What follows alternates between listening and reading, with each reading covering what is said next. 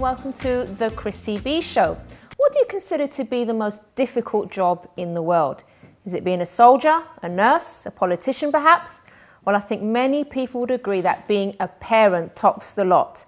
Now, there does seem to be quite a bit of help and advice for the mums out there, but what about daddy, especially stay-at-home dads? We've titled today's show Mr. Mummy, and there will be lots of tips for the fathers who are brave enough to bring up the kiddies and stay at home.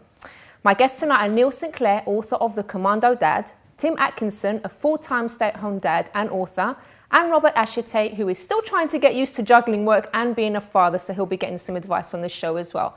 And if you want to get in touch at any point during the show to share your views, you can tweet Chrissy B Show or Facebook The Chrissy B Show. You can also call 020-7686-6300 if you want more information. You can also visit chrissybshow.tv. So let's just take a look at this video first to introduce our first guest. You need to take special care and attention when making formula bottles. Today's training film will instruct you on how to make a bottle for your trooper. Guidelines vary about whether to use cold water or cooled boiled water to make formula milk. Either is fine as long as you ensure the milk is at body temperature when you give it to your baby trooper. Alright, so now you're ready to put on your teat. Now be very careful with this, alright? Make sure you don't just go in and grab the teats at the top because they're sterile, so you need to grab them just by the side. Alright, and then you place it on and then you get your ring, retaining ring, and screw it down like that. Alright, now then before you give it a shake, you need to put the lid on. Make sure that when you look at the bottom that there isn't any formula that's still stuck to the bottom, okay?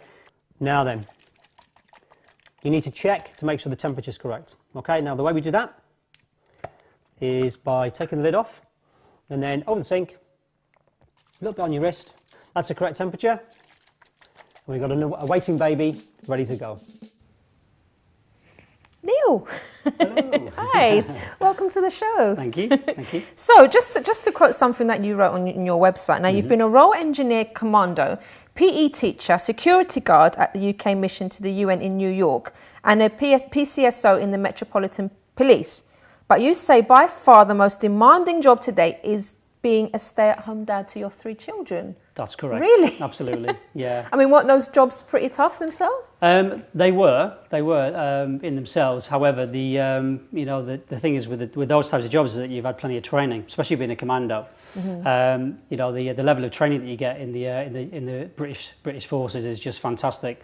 And being a commando, I was trained for whatever I was going to be faced with, going to Iraq or Belize or wherever I ended up being. So, and working with the Metropolitan Police Service as a PCSO. Again, the training was fantastic. So I was prepared for those things. Being a new dad, I had absolutely no preparation whatsoever. I'd done a lot of reading of books about pregnancy and childbirth. So I could have actually delivered my own son, you know what I mean? Because I was so clued up.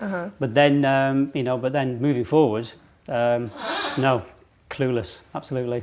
So you actually stay at home full time, do you? At the yes, moment? yeah, I have done for the past 10, going on to for 11 years. Yeah. Take us through what it was like when you brought your first baby home, Samuel, wasn't it? Well, there's obviously the euphoria of becoming a dad for the first time, which is fantastic. And then my wife and I lived in New York at the time, and so we didn't have any relatives really. It was just myself, my wife, and a 2-day-old baby. So when we got home to our apartment, I put my son down in his little car seat, 2 days old, looking up at me, and I looked at my wife and I said, "What do we do now?" And she looked at me and said, I haven't a clue, not a clue." Oh, and the both of us to go back in hospital. We're scratching our heads thinking about what to do, and there's this, and from then on, it's just, you've got this tiny little thing which requires you for everything, absolutely everything. You know what I mean? They can't do anything for themselves other than cry. And had other people sort of told you about how difficult it was before, or was it? I can't really. I mean, I think they they try and they try not to scare you. I think if they say if you actually knew what it was going to be like, you would never have a child. You know what I mean? You'd be like, I'm going in the opposite direction. But it was it was a challenge. The first 6 weeks of my son Samuel's life was challenging for all of us, all three of us. Yeah. Take us through some of those challenges. Then, what was the most difficult? Well, I think the most difficult is every baby has their own personality. They do all the same things. They need feeding, they need changing, they need bathing, all those things. But they do have their own personality. And my first son, I was blessed with a crier. He used to cry all the time. He'd wake up in the morning and cry, and he'd literally cry until he fell asleep for his nap, and then he'd wake up and then he'd cry. And my second son, Jude, it really is. I mean, for me, it wasn't so much the volume. I mean, I'd been in places. I've been a PE teacher. I've been. I'm in the army. There's a lot of shouting in these environments, but for me, it was the pitch. There's a certain pitch that a baby can release. And it's like when I hear them sometimes. If you're in a restaurant, I was in McDonald's the other day, and you could hear the baby crying, and all of a sudden it was silence. The parents looked at each other, and then this screech came out, and they were just waiting for it. Definitely. And the thing is, though, the thing that I discovered, which was I was reading to my son. I used to read to him from a very early age. When he was a couple of weeks old, I started reading to him when we put him down, and he was screaming the place down. And I thought, so I put some earplugs in so I could read to him. And I was like, I stopped and oh my God. It was amazing. It really, really was. And it wasn't the volume. The volume, you could still hear them. And it was the pitch had gone. Yeah. And the pitch, the only way I can describe it is it's like a fuse. And the pitch, it's so loud. And it's like, oh my God, I think my head's going to explode. And but putting the earplugs in really was fantastic. And I actually thought, right, okay, next time I need to do nighttime manoeuvres, as I call them in Commando Dad. And when he's crying and I need to give him a bottle or change his nappy or whatever, I put the earplugs in, and it was fantastic. It was like oh my God, I can't believe this, because I was able to sort him out, do what I needed to do. You know what I mean? To make him more comfortable.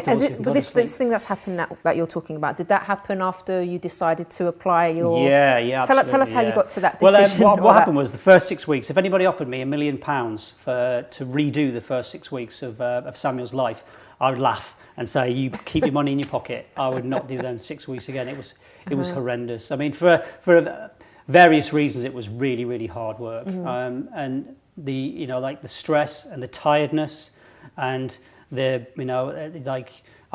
fortunate enough to have a partner. Was she already working at this time? She was on maternity leave at the time. So we were, so she was, she was with the baby, and it was all sorts, and it was horrendous, absolutely horrendous. And then 6 weeks came, and I went, right, I've had enough of this now. What can I do? What I've got no training as a dad, as a father. What have I got? And I got military training. And in the army, it's planning, it's preparing, it's having a really good idea of what's coming. It's doing things in a certain order. It's called an SOP, Standard Operating Procedure. So I said to my wife, right, we're doing this, we're getting this sorted out. Everything that we need to do is going to be regimented. And well, it's such a brilliant idea, because it makes sense, doesn't it? It made perfect sense to me, because it was, you need to do the same things over and over and over again. You need to change nappies, you need to make bottles, you need to sterilise equipment, you need to do all these things. Yeah. And having an SOP, Standard Operating Procedure, made it simpler. And once I started implementing these, and my wife was doing it as well, life got easier. It really, really did. It did get significantly easier. Yeah. I'm not saying it was a walk in the park, but it really, really did make things easier, because it was the routine started coming in. And I think one of the key things is a routine. You need to get a routine going. Not that's rigid. It needs to be flexible. You know what I mean? Yeah. So you can bend to adjust to situations as and when they come up. So all this was the idea behind the book that you wrote. Can you talk us through that? Well, the idea of Commando Dad didn't come at that point, really. I mean, that was just a survival tactic, really, for me and my wife. And as I say, because we were on our own, we didn't have anyone to ask. and we didn't have anyone to take up any of the slack. So it was about me and Tara and Samuel and getting things in place.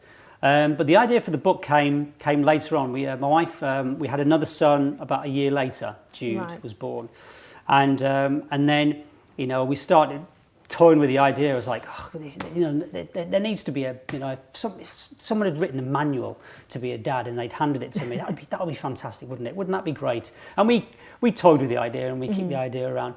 And then 4 years later, my wife became pregnant with my daughter Liberty, and I went out to have a look for this manual, and hoping that her dad had written it, they hadn't. And I went home to my wife and said, listen, no one's written that manual. And she just said, listen, you're going to have to write it yourself. Just do it. Just write it yourself. So I'm like, right, I blooming well will. And are there a lot of dads that need this kind of help then? I think every dad needs this type of help. I think every parent needs this type of help, you know what I mean? Because I mean, there are a lot of, I was at the baby show in Birmingham a little while ago, and I was talking to a lot of dads there, but I was also talking to a lot of mums as well. Yeah. And as they were coming past the stand and having a look at the book, the mums were going, I could do with this as well. Yeah. So it's been written for dads, because it really is the book that I wish I'd been issued when I, here's your baby and here's this book. This is a manual that's going to really help you with being a hands-on dad from day one. And it's about, I use a term called preparation and planning prevents poor parental performance, which is a mouthful. And very difficult to say after a couple of glasses of wine, I can tell you that. But that's what it's about. And it's about being prepared before the baby's born. It's not, once the baby's in your arms in the delivery room, it's you need to be prepared already. Yeah. You know what I mean? So hence why the first chapter in the book is the advanced party. Yeah. So you've got quite a few interesting things here. So, you've got how to bath your BT, that's baby trooper, right? Baby trooper, yes, absolutely. How to deal with crying. You've got things about the golden rules of nutrition. So you cover quite a few things. I really tried to, it was really hard to I've tried to shoehorn in as many tips and information into a book that's accessible in its presentation, but also its size as well. I think if it had been presented in any other way, it would have been like an encyclopedia. And I know that there is stuff in there that I would have liked to be able to put in the book. But you do that on your forums, on don't the you? On the website. Well, the forums, commandodad.com is something that I'm phenomenally proud of the book and the way it's looked and the way it's been received. But I'm also really proud of the way that the website's being used as well. It's referred to in the book, and it's backup support for the book. And because there are things like the video you saw there about the making a bottle and stuff. To put that in a chapter, it would need a chapter. You know what I mean? To explain it through the process. And I'm a pretty average guy. I wouldn't read it. You know what I mean? I wouldn't at all. So having a video on there is one part of it. So we've got the resources section, the resources tab. You go on it, and it's got the chapters of the books, and then there's resources on there, and it's something that's going to be growing as well. As I, we try and point dads in the direction of somewhere else. I mean, if I'm not a nutritionist, I've got the chapter in there has been checked by a nutritionist, and it's and everything is good to go. But if you've got specific things that you need to do, you can post it on the forum. Well, it's great to have this support, because a lot of parents, especially if they're on their own, if they're single parents, they really panic sometimes and they think they're on their own. But there's so much help out there for them. Like, you've got like websites such as yours, books as well. Yeah. So there is always help. They don't have to feel that they're alone. If they've got like a question, they can always ask. Yeah. Actually, we've got someone coming on later on in the third part of the show who he's doing well, but he does get a bit stressed sometimes. So I know you're going to be coming on later on as well, just to give him a bit of advice. So he's going to be telling everyone the kind of problems that he goes through, the challenges that he has, and then hopefully you'll be able to give him point him in the right direction as well for your experience. But we do have to go to a break right now. Okay. Time's flown again, but after the break we'll also be talking to Tim Atkinson, who is going to be sharing some of his wisdom for the daddies out there as well. So join us after this break.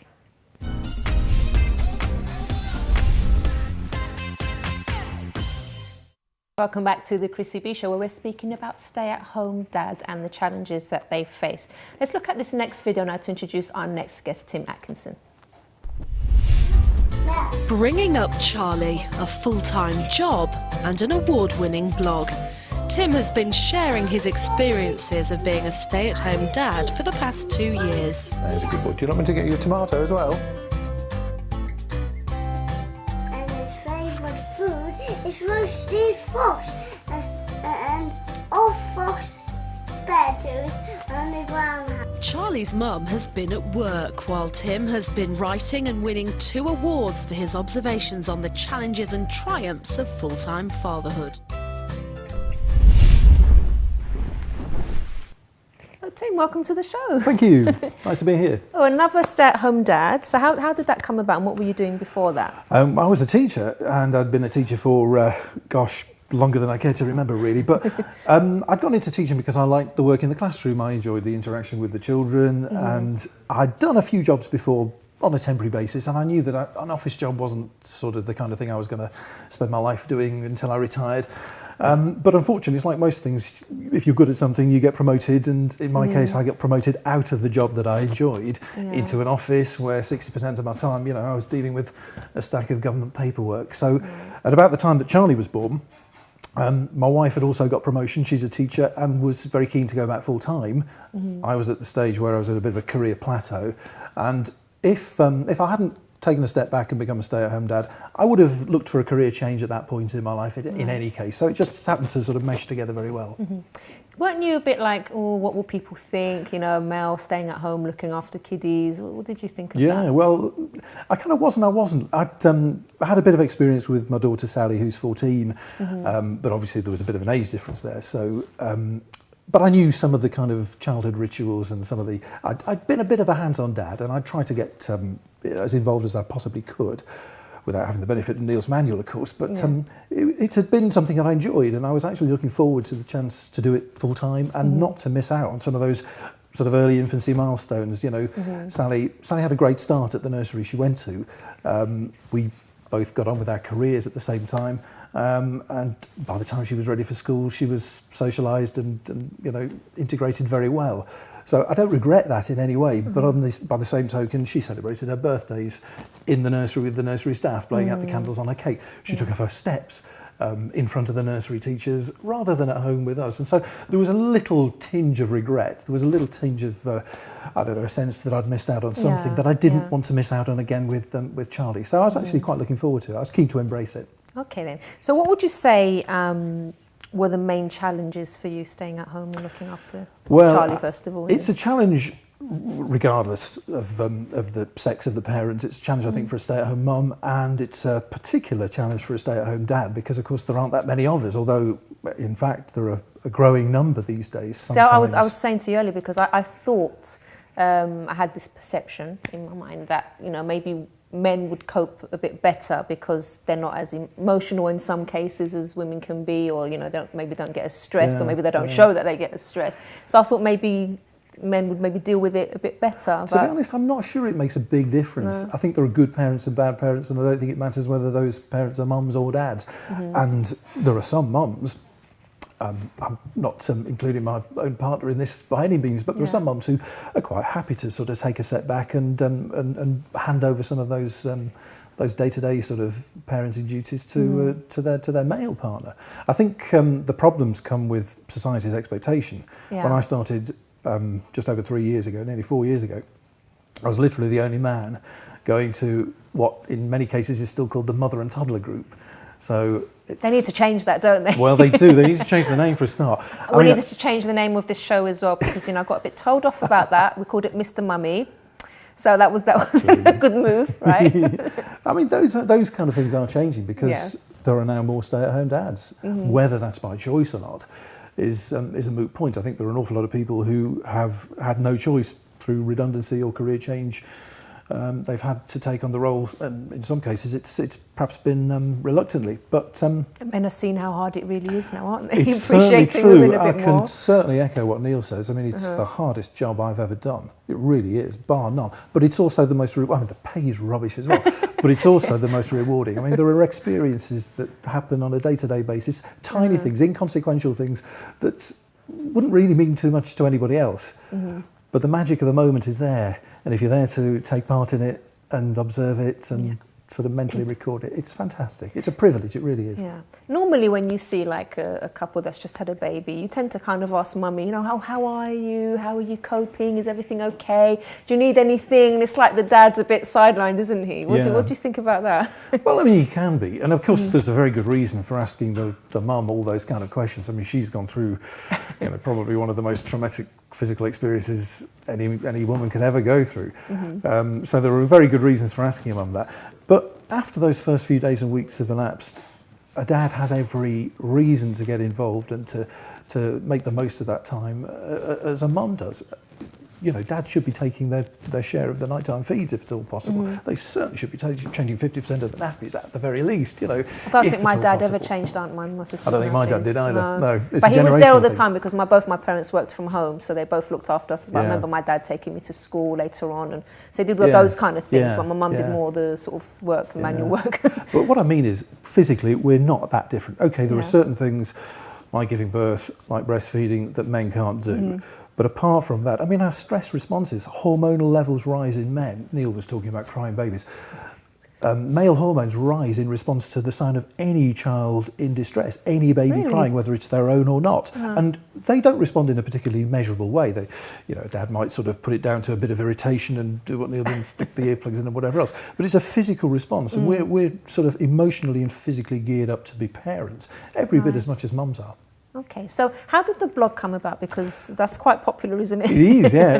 It really came about a bit by accident. I mean, I suppose, to go back to your question about the essential difference between men and women, this is probably the crux of the matter, because whereas a mum, my wife, you know, as a good example, would sit down with a book, they've got a crying baby or they've got a problem with a child, what do? She sits down, you know, my wife had a stack of baby books by the bedside before Charlie was born, and she'd read and marked every one of them. There were post-it notes to sort of indicate where she needed to look if such an occasion should arise, and so on and so forth. What I did, I suppose, is what all blokes would do. When I was at home, when she'd gone to work, there I am, holding the baby, literally. I Googled it. You know, I put a question into Google and inadvertently stumbled upon an enormous sort of network of what was then mummy bloggers, and it still is largely mummy bloggers. But I enjoyed what I was reading, and it was a bit like sort of Neil's forum. There were questions and answers, there were posts about people who'd gone through similar kind of things. There was an opportunity to leave a comment and get a response. It's just so nice to know that other people are going through the same thing and they're facing the same challenge, because if you think it's only you start to feel like a failure. Exactly. But everyone goes through these initial... But as a result of sort of coming across these sort of you know, myriad blogs and enjoying what what I was reading, I thought, well, I'll have a go myself. Yeah. And the rest of the day, and it's kind going of really history. Well. Yeah. And when did the book come about? Well, the book came about kind of as a result of that, but it also has a bit of a personal twist as well, because when Sally, my eldest daughter, was born, I was given a book by a colleague of mine at school, and it was called Dad's Baby, and it was a very battered paperback book. But it was a bit like the manual that Neil was describing, in that it was very simple, very straightforward. There were no gimmicks, there were no jokes. It wasn't an attempt to be sort of lad's humour, you know. It was straightforward. You're a dad. Here's your baby, this is what you need to know, and here's what you need to do. You need to have a laugh, don't you, to get through some of the stresses. Exactly. 10 years later, though, I'd forgotten a lot of that. I'd not given the book back because I'd been expressly told not to. You know, the guy who'd given it to me said, look, I was given it by, you know, such a person, and he, you know, had it given by somebody else. And it was like a baton being handed down through the generations to different dads. And so I'd long ago lost track of it. Couldn't find it on Amazon, discovered it was out of print. And to cut a long story short, decided to write the book myself, sort of rewrite it. So the book that I've written is sort of a replacement for the book that I lost. So you cover things from even planning a family here, through the pregnancy, the birth. It takes the whole thing through from you know, beginning, because I think you've got to think about what you're doing before you even do anything about it. You have to be prepared, and you have to go into it with your eyes open. And actually starting a family isn't as straightforward as it is for some people. There are problems, and they're all dealt with in the book as well, and there are solutions, and they're all covered. And of course, once the baby days have gone, Charlie's about to start school in September, and so the book kind of takes you into the first 2 or 3 years of school life as well. So it really is sort of from pre-birth to sort of age 5. Now, our fathers, well, I suppose it depends on who they are, but I would think that maybe fathers or stay-at-home dads would be maybe stricter than the mums. What's your particular type of parenting? Gosh, Well, $64,000 question, that isn't it? Really, I think we're pretty even. We're both teachers, so we've both had some training in dealing with individuals. But I don't think it's a question of being one. You know, we don't play nice cop, nasty cop. My wife might let a few things go that I might pick up on, but then again, I think My dad never used to let things go. Well, I know, but I think that's partly because I'm around all Yeah. day, you know, so I can't let Charlie sort of play bongo drums with the tin pack cans in the kitchen because it would just drive me demented. Whereas she's only there for a couple of hours, so she can let things like that go, perhaps. Yeah. But I don't think it's that. I mean, all children are different. My three are completely different, and you have to respond to them in different ways. You have to have very firm outer boundaries, and there have to be certain things that are non-negotiable. But within that, they have to be set miles and miles apart. And within that, I think all kids need a great deal of freedom to express themselves and to, you know, learn creatively, and make their own mistakes. Yeah, if there's a stay-at-home dad watching now and they're thinking, oh my gosh, I'm really not coping well, if you had to give them like a couple of your top tips, what would you say to them? Well, the first would be stick it out. Stick it out because it's fantastic. It really is. I'm passionate that I think more dads should do it. And the dads that I meet and talk to often start by saying things like, well, goodness, I could never do it. I've not got the patience. I've not got this. I've not got that. I've not got the wherewithal. But by the end of a conversation, by the end of a very short conversation, they're often saying things like, I wish I could do what you're doing, or I wish I could spend more time with my own children. So the first thing, and probably the second thing, and probably the third thing, is just stick it out. There is a way through, but there are no tailor-made solutions. I mean, if there are problems, get help. There's plenty of help online. Talk to people, read books. Okay, so the main thing is like basically don't keep it to yourself as well. Absolutely, yeah. We've all been there. There's no shame in saying, look, I need a bit of help. I think there is that with parenting. I mean, especially sort of in Britain and in the USA, you know, where we all have to be the perfect parents, and there's no such thing. You know, we all make mistakes, and the point is we learn from them and we get better as a result. Yeah. At least that's what should happen. Okay. So Tim, as I was telling you earlier, we are going to have a stay-at-home dad coming on after the break that we're about to go to. So he is having a bit of trouble.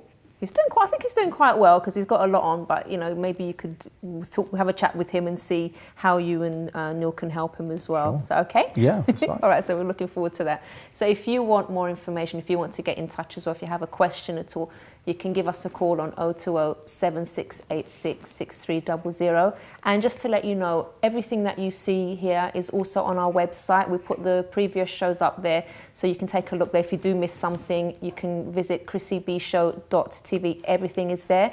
If you want to Facebook us as well, it's the Chrissy B Show. And also you can tweet at Chrissy B Show. We're going to go to a quick break and then come back with Robert Ashite, who's going to be speaking to us about some of the challenges that he's having at the moment, and also, you know, hopefully we'll be able to give him some advice. So join us after this break.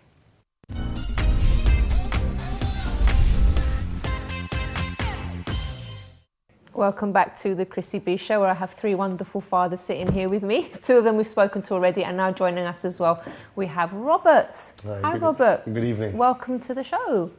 So you're a father. Yeah. How old's your daughter you have, right? My daughter, yes. I have one daughter. She's 3 years old. Okay, and I know it's quite difficult. So tell me, did you actually expect it to be as hard as it is? Yeah, it is a challenge, and I had no idea actually of the kind of challenges that I would face, like doing this role as a semi-stay-at-home dad, if you know what I mean. Basically, we had our daughter, and it was like one of the greatest experiences of my life.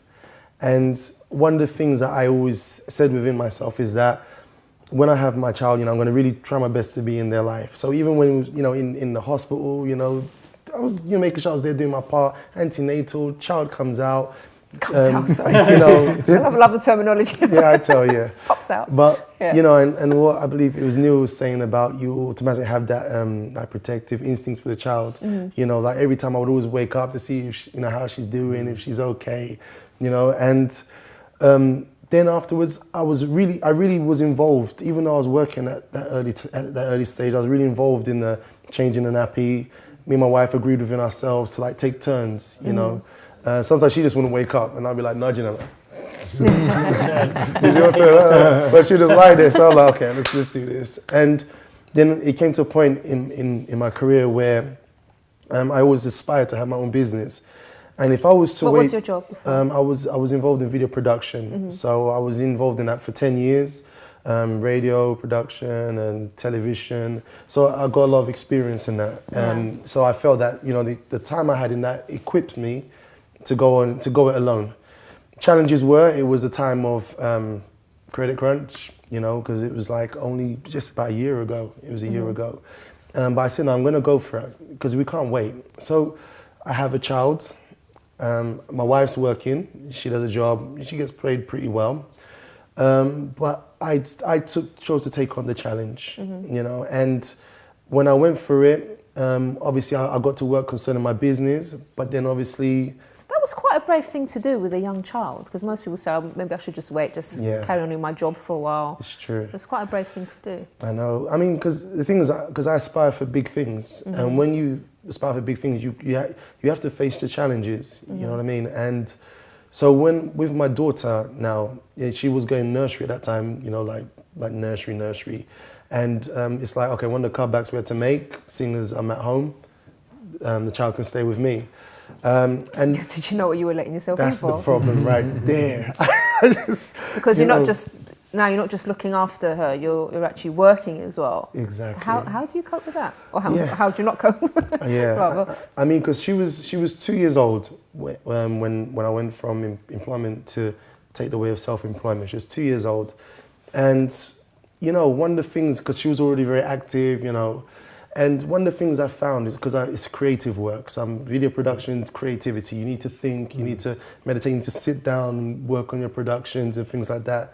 So the time I found to do that properly, because during the daytime she'd be there. If I tried to work, like put Dora the Explorer on, you know, let her watch that for a while. So I've heard of that, but they all watch it, obviously, because I don't know. Yeah, go on. Explorer. No, Dora Explorer. Yeah. I don't know. It's like that. So, you know, but the thing is, you want to spend time with her as well. You know, there are times when it's like, I have to focus on this work because I have a deadline. And there's times where you try to do things with her, you know, alphabet, numbers, so she keeps up with the pace, you know.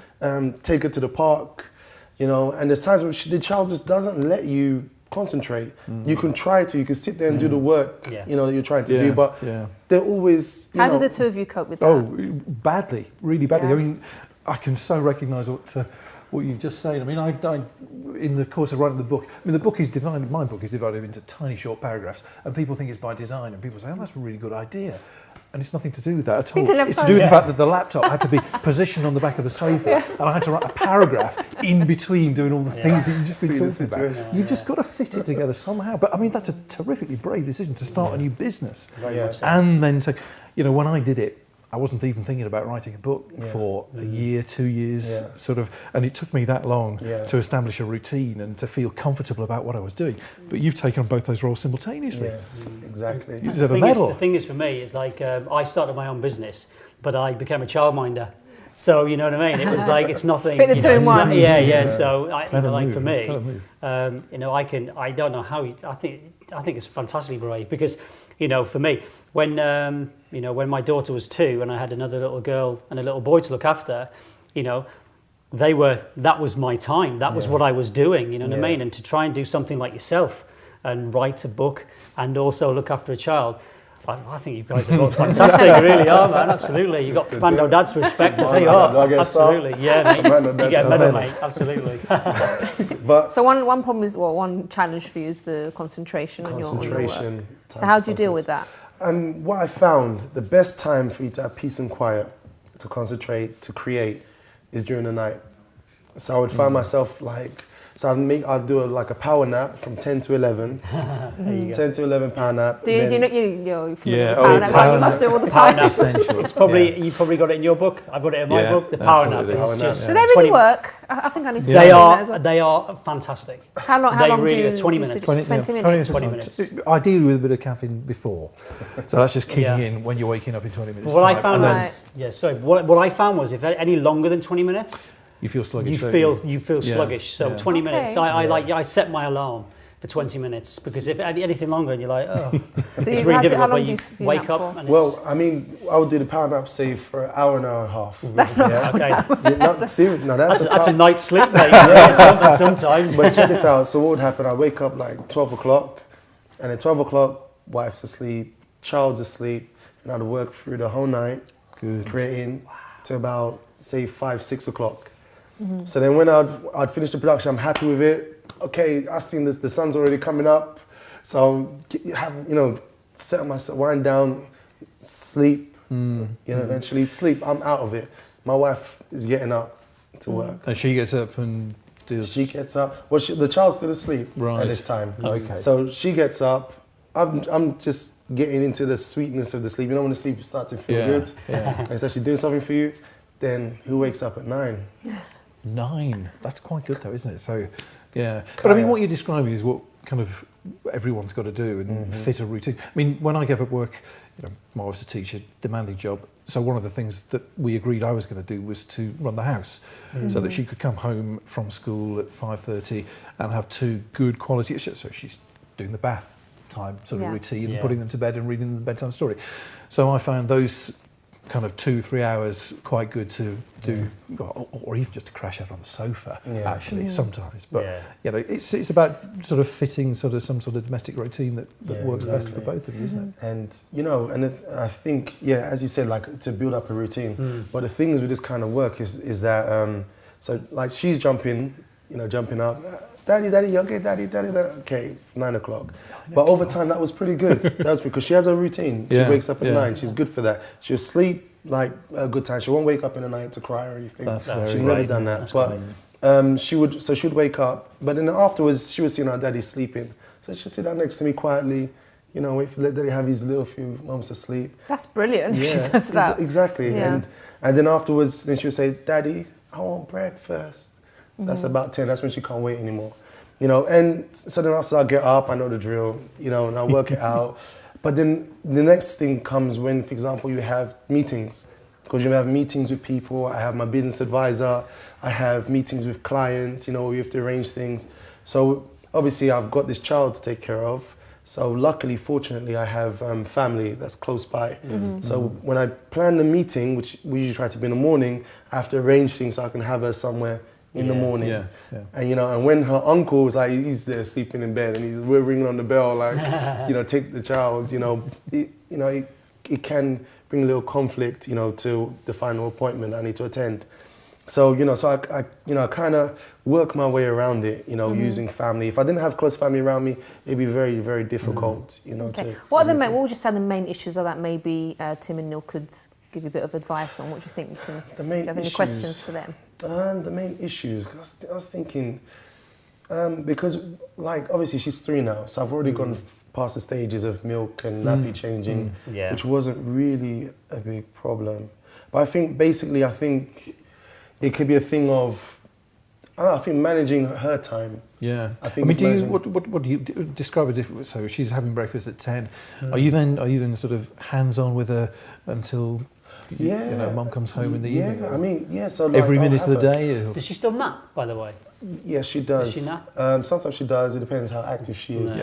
So she's a resistant one, this one. So she can be there like, 3 o'clock nap time, she's just there. Yeah. So you trade that for the full night's sleep then? That's right, exactly. And she's up for it like. But I think that's it. Just I need to establish a her time. That's when we went to Spain and, we had a really good time and everything. But obviously when you come back home, it's tricky. It's tricky to actually help to educate her because we used to go to those classes where they have these things, where kids go and they read storybooks to them, which was really good. It was a really good routine. Yeah. But I couldn't stick to that routine. No. I think there's a danger with parents when you get to that level, that stage of infancy, that you think you've got to be with them all the time, reading to them, doing something, teaching them something, or even just narrating, giving them a commentary on what it is they're doing.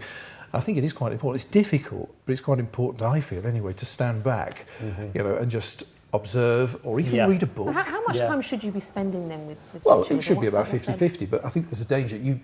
I take Charlie and Eloise to the park, and there are people who won't let their children go anywhere No, without absolutely, being yeah. absolutely micromanaged. Behind They them. micromanage Yeah, every second of their absolutely. experience, and I think that's a dangerous extreme, because you want a child who can cope with boredom for a start. You want a child who can show some initiative and be creative, and you Yeah. can't teach those things by doing them and leading them by the hand. They've got to be given the freedom to discover those kind of things for themselves within themselves. Have you got any? Have you had a look around your area for groups like play groups, but also as well? I used to have a group in Wednesbury where I used to be a childminder, but there was a dads group which was fantastic, and maybe to do a little bit of searching around on the internet to see if there's groups. No, I mean like. Mine was specifically for dads. You know what I mean? It was dads and male carers to come, and that was great to think, because I mean you found it yourself that you were many times when you go to a child a play group, you are the only dad. Yeah. As you say, it's changing now. It is changing, but having a dad's play group is really good. I'm lucky as well. I mean, there is one in the town where I live as Yeah. well. So I would think if they reach rural South Lincolnshire, there's got to be one. Really do have a look, because it's and because you get your dad perspective on it. You know what I mean? And sometimes it can be a little bit alienating or a little bit scary for a dad going into a busy play group where there's 20, 30 mums. Because actually, I went to one of those. Because they used to have it on Wednesdays. Yeah, I see. I know what you mean by alienating. Yeah, definitely. Because I was there. I had Kaya there, and the rest of his mums. Yeah. The rest of just mums. But I mean, the thing is, it goes back to the question that you were asking me earlier. We've got to realise as dads, it can be as alienating for the mums. You read some of the blog posts about toddler groups, and the politics of where you sit and who you talk to and when you are spoken to, and all this kind of Just thing. a question about It's as bad for the mums as it is for the dads, if not worse. The mums as well. Do your wives' partners agree with the way your parenting skills? is that I mean, well, yes, it's got to be, hasn't it? I think, how do you make a compromise? But I think when one of the things that you were saying to him about the use, you mentioned about discipline and being strict and stuff, and I think you've got to be on the same page when it comes to parenting. You know what I mean? You've got your certain way of doing things. You know what I mean? As a mum and as a dad. But fundamentally, you've got to be on the same page. You know what I mean? Because that can cause a bit of friction. Because that'll make things a lot easier if at least you do agree on the I think because you've that's already a big hassle. It can be. I mean, I remember having a conversation with a dad at the playgroup a few weeks ago, and he was saying, "You're lucky because your wife." Clearly, from what I was saying about me and my wife, we agree with the way that we bring up our children. He went, whereas me and my wife don't agree. And he went, and it's a hard thing. It does create a lot of friction. Sorry, Robert, we have run out of time. Unfortunately, I want to talk more about maybe that is actually the first step before anything else is to actually sit down, even if you don't have any children yet, but you're planning to have kids, at least find out beforehand what your parenting methods will be, because that's going to be a big headache out the way. Because if you start having children and you haven't agreed on how you're going to bring them up or who's going to stay at home to look after them, you can end up being it could be a very stressful situation, couldn't it? Definitely. But thankfully you've all got that under control. You all agreed with your partner and everything. Yes, so you work out life's a great teacher. Exactly. And like you said, stick to it. Learn from your mistakes as well. Yeah. And you're not alone. You're not alone. Shall I sing now? I can back you up. None of them. Yes, okay. So it's true, you're not alone. So if you are a stay-at-home mum or dad, so you can hear everyone has difficulties, everyone goes through the challenges. Just because you're having trouble, it doesn't mean there's something wrong with you. It's just a normal part of parenting, because it doesn't come with you don't just know everything automatically. It's a learning process as well. Gentlemen, thank you so much for sharing your advice. Pleasure. And your life stories as well. And we will be back again on Wednesday. So Wednesday's show is all about memory. So if you find yourself forgetting things all the time, we're going to be having someone coming on who's a memory expert, and he's going to be teaching us how we can actually improve our memory and actually remember things as well. So that's going to be on Wednesday's show. So that's all we've got time for today. So thank you to my guests and thank you to you for watching, and let's leave you with this YouTube funny video.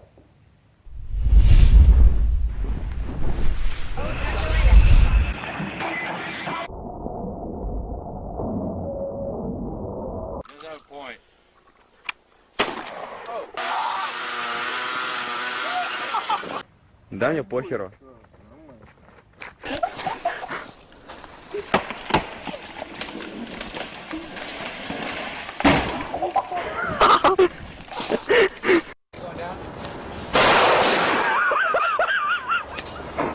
Dear God!